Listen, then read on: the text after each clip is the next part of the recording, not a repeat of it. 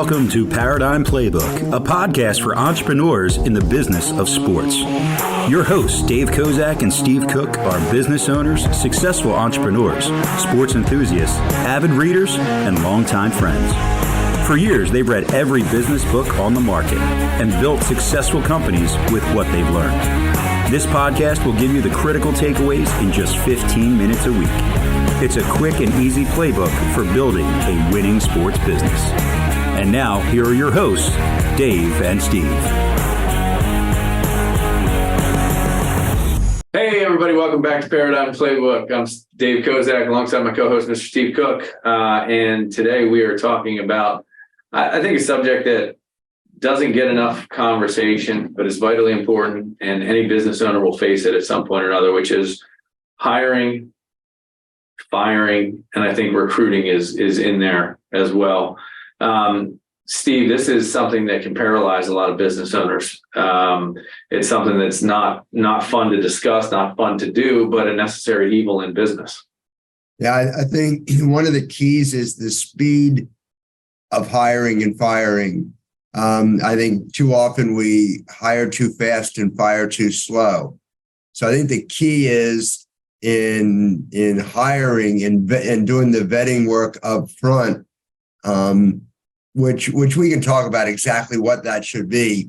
So that takes time, and you should put an effort into making sure you have all the information.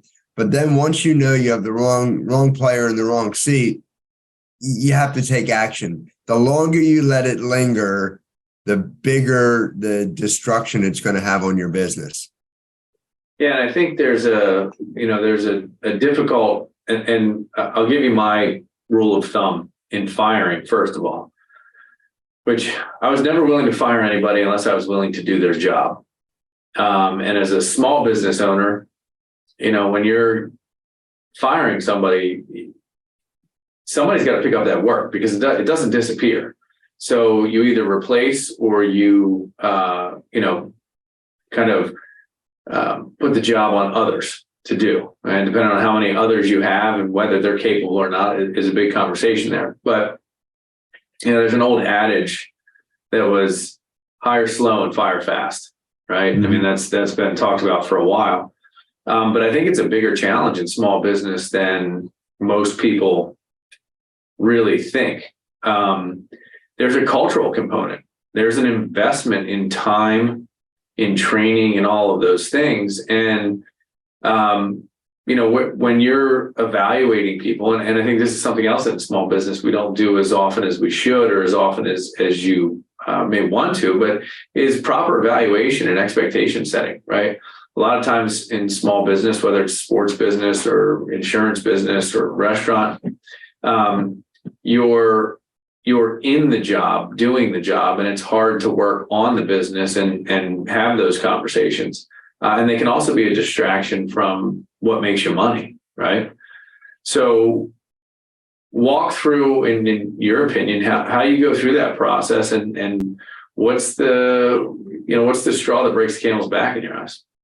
Well, I think the first thing is a point that you made is to hire for culture as much or more so than the parameters of the job description. So you want to hire an accountant, someone to work your books, but they're constantly at odds with your sales department, your marketing department. They're not flush with the culture of your business, and they could be the best accountant in the world. And this is nothing against them. It just doesn't fit into your culture. So I think we don't spend enough time learning about them. In general, we put the word out that we're hiring. We collect, 8 to 10 resumes. We start reviewing them. Right away, you pick a favorite, and then you spend most of your time justifying a decision that you made spur of the moment in your head. So, and I think that's wrong. I think you have to go into it and set out to prove that this person isn't right rather than they are right. And if you can't prove that, then maybe they are the right person. And I think one other factor is we as entrepreneurs tend to solely hire based on our own opinions. And I think once you're a company of more than one, you need to gather opinions of those on your team. And it doesn't have to be even within the same channel. You don't have to get an accountant to hire an accountant. It can be someone in sales that interviews the accountant and says, you know, it's just not right, or they don't feel right for this job. Yeah, and I think the point made about culture is one of the most important that is often overlooked in small business. And I think sometimes too, small business doesn't have the payroll capacity. They don't have the extra benefits to offer. They don't have a lot of the things that may be able to capture the perfect or ideal fit job. So in some instances, if you're not hiring for culture, you get what you pay for, right? And so the person, and I'll use examples of hiring that I've done in the last couple of years. I really started to try and hire the entrepreneurial minded individual, or even the entrepreneurial minded individual.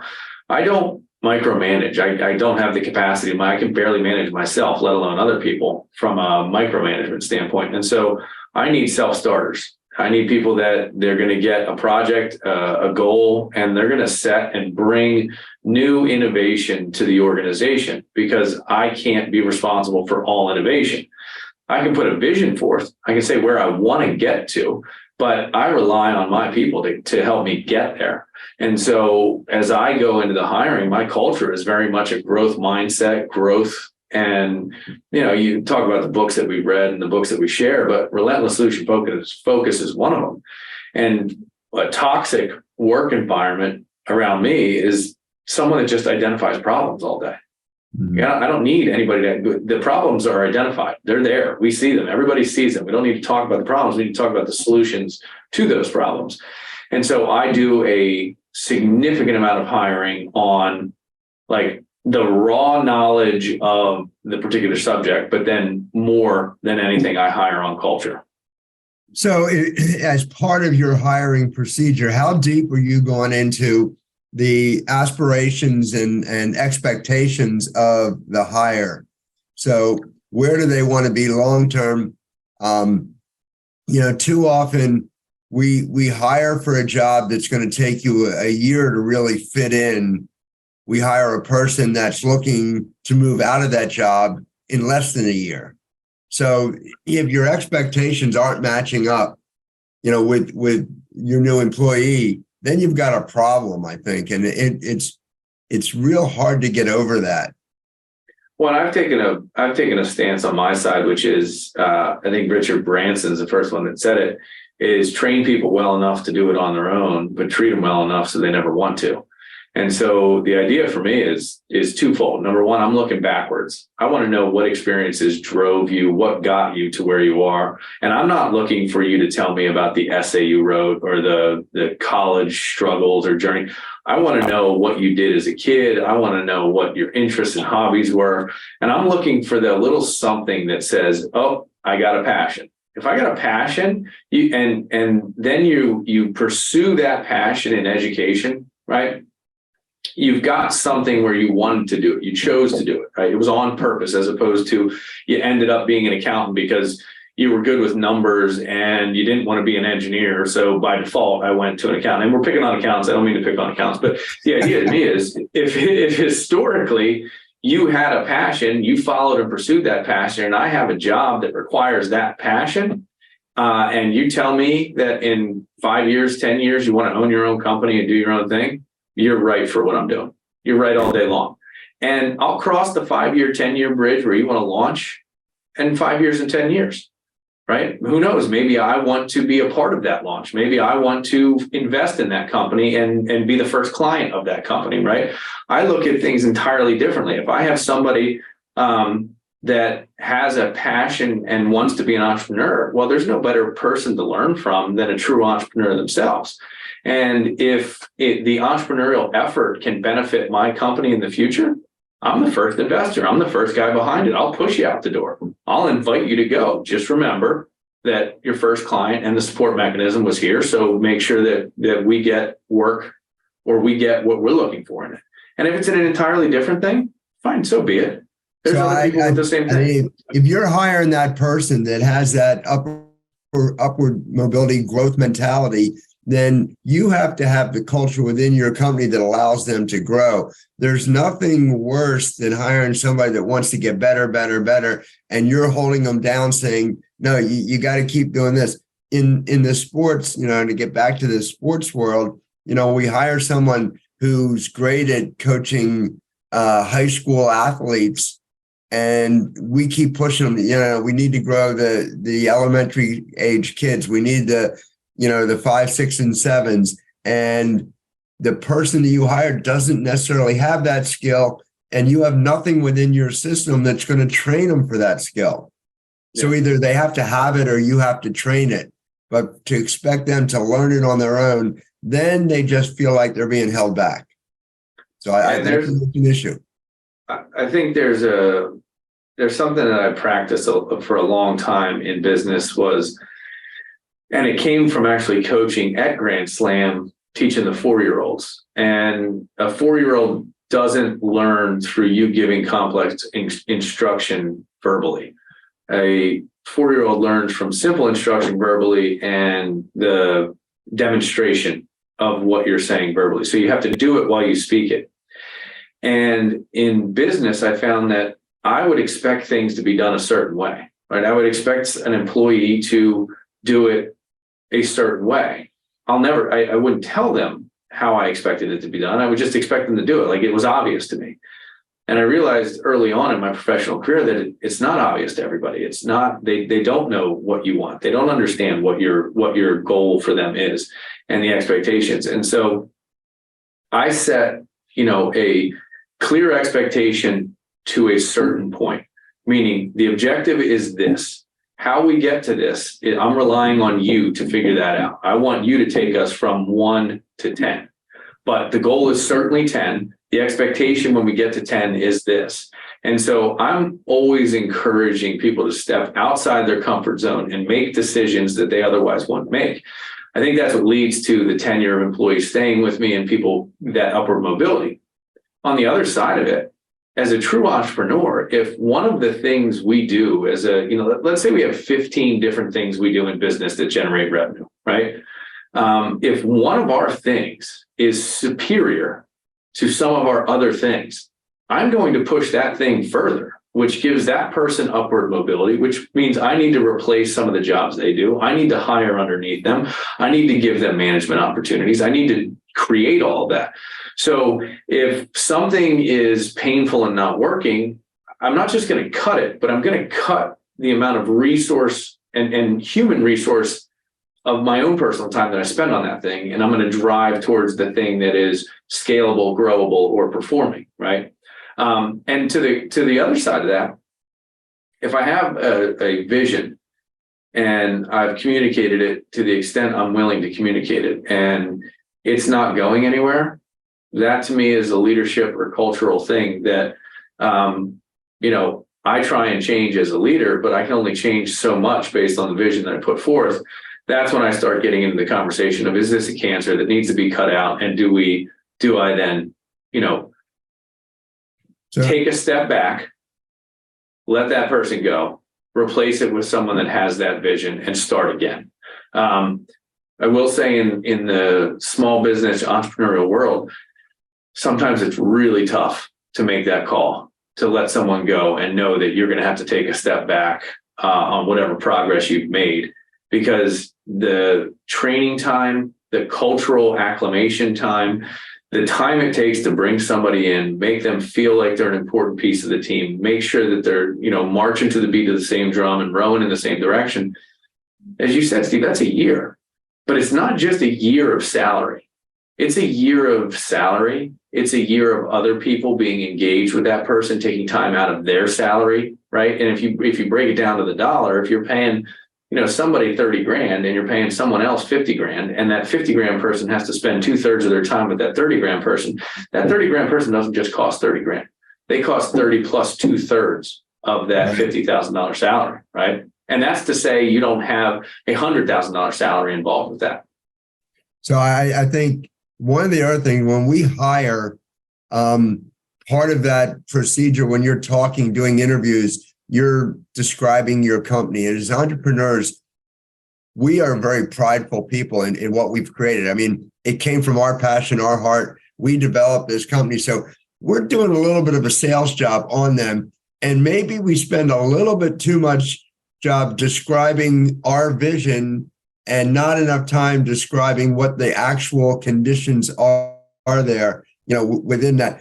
So in a small business, we talk about this all the time, that everybody's job is customer service. That's part of everybody's job. But if they're not aware that, when someone new walks into the store, into the gym, into whatever, it's up to you to greet them. It's up to you to have a smile on your face. It's up, that's part of the job. And they say, but I'm an accountant, I'm a CPA. Well, no, this is part of the job. And I think we're not clear enough from the beginning as to what all is included in the job. And then all of a sudden we're going to get rid of them because, they're not friendly enough to the customers. So you got to take and hold yourself accountable for how that person taught. And, like you say, part of what, and especially young people today, they want autonomy, purpose, and growth capability. That's what they want. So, you got to build that into the job. Well, and there's another piece to this that I don't know if I had it when I started, but there's the attaboy environment that exists today as well, where people want the affirmation that they're doing the job well more often than I ever needed it. To me, my paycheck said it all. If I'm doing the job well, my paycheck increased, but that's a sales mentality because of the commission component of it, right? But as much as you, and I've got a green pea group of sales guys right now where they're getting beat up pretty good, right? They're getting criticized on a regular basis for, their choice of words, how they're positioning themselves, how they're writing emails.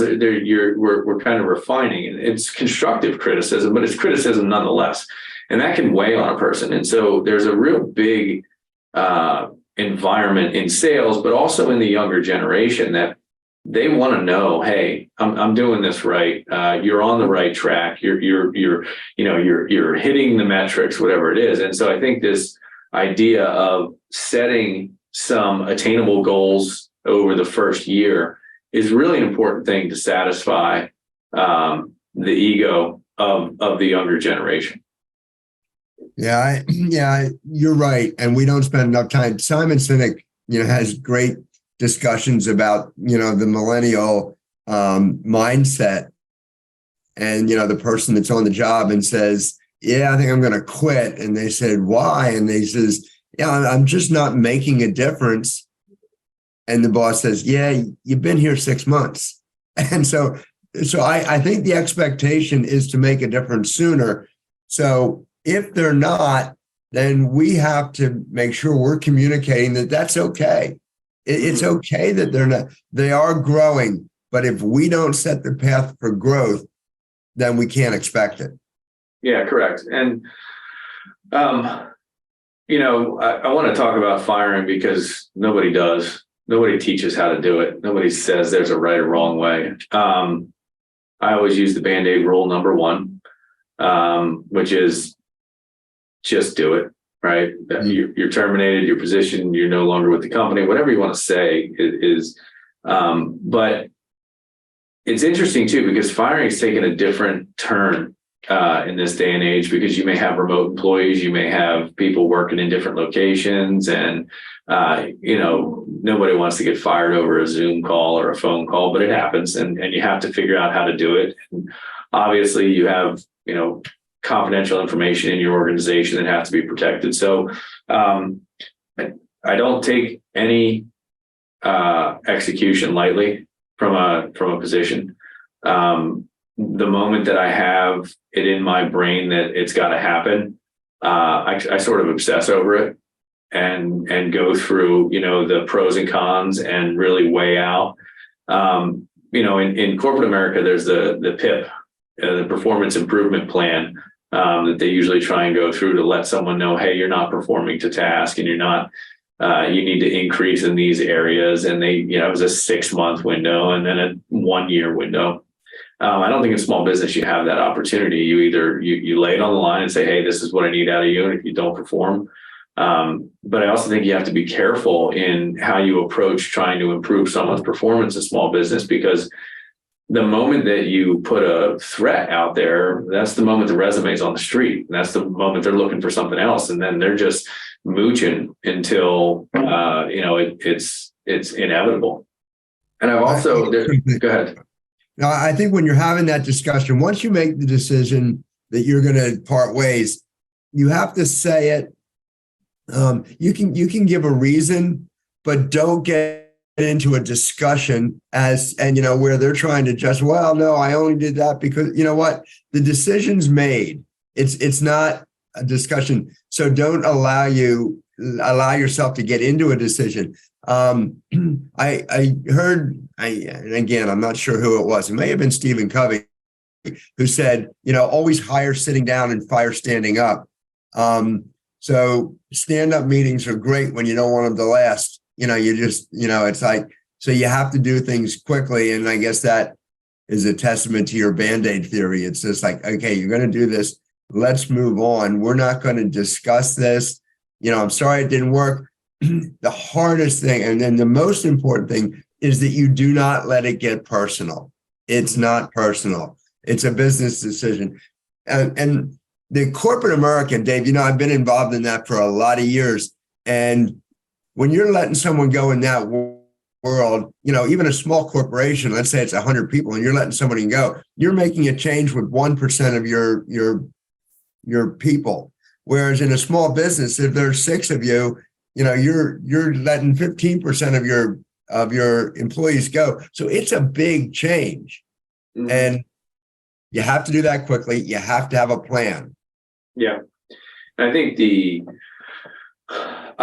one of the things that I've done historically, right or wrong, I don't know, when I notice that it's going that direction and there is no fixing it, I'm often immediately starting to recruit replacement. And I want to talk about that for a second, because I think it matters. And I know we're short on time here, but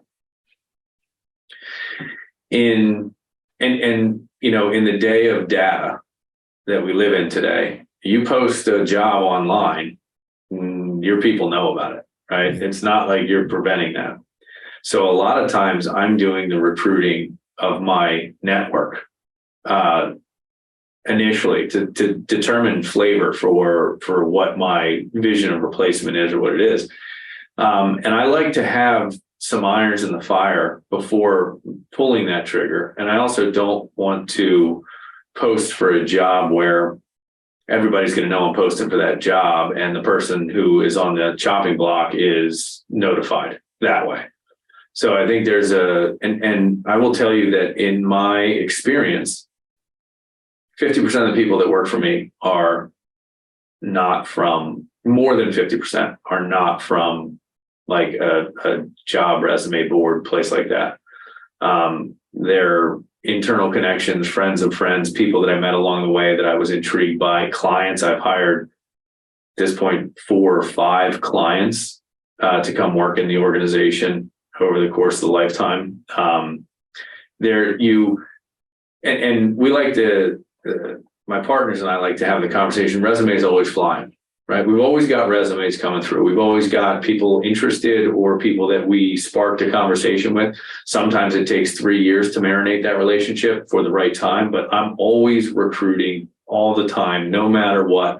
I'm eyeballing people. I'm paying attention to how they act, how they do, what they are, because I can learn a lot more from somebody that I know watching them interact without trying to impress me, just to do what they do on a daily basis, to interact with people the way they interact. I can tell a lot more from a transaction when they don't know I'm watching than I can when they know I'm watching, right? Everybody puts on their Sunday best when they're coming to an interview. They want to look good, taste, feel good, and speak well. To me, when I get to see somebody not in that environment, when I'm working for someone and I see how they treat me or how they respect the profession or whatever, is a great indicator for me that you can't buy in an interview. No, I think kind of wrapping up the whole firing idea, I think some of the biggest mistakes I've made is to fire too slowly. And, I kind of knew it was going to happen because I made the hire. I'm trying to justify it in my own head why I'm keeping that person. And, that's wrong. I mean, you're trying to fool yourself. And the longer that goes on, that's not only is their deficit digging into you, but it's getting deeper and they're getting worse at what they're doing. They care less. They know it's going to happen. You gotta, go back to that Band-Aid. You got to pull it off and okay, let's go. So, yeah. And listen, I've made a couple of critical mistakes in firing people I shouldn't have, and I've made a couple critical mistakes in letting people stay longer than they should have. And I don't think there's a straight recipe where it's like, hey, you just need to get rid of this person, right? It's more of an idea that you have to be critical of the situation, the scenario, and the expectations to determine if what you're doing is right and if it's you or if it's them, right? And in some instances, I let a person go because I didn't think they saw the vision of the company. In retrospect, they wanted something different, but they absolutely wanted to do part-time. And at that time, I was unwilling to have part-time engagement because to me, it seemed like they weren't bought in. Mm-hmm. And I terminated it. Well, man, right now I would pay extra money for someone that could part-time do the job that guy was doing. Right. And so it's one of those learning experiences where I took I don't want to do this full-time as an insult or a non-buy-in to the organization. So you got to pay attention to it too. Okay, well, again, another topic that we could talk forever and ever. And at some point, I think we'll bring somebody else on the podcast to get an outside perspective from a little different role, maybe someone that has been hired within a sports organization or whatever, and see how it is in the mind of the applicant. Yeah, no, for sure. Very good. All right, everybody. It's Paradigm Playbooks podcast for today, hiring, firing, and recruiting. Make it a great week, everyone.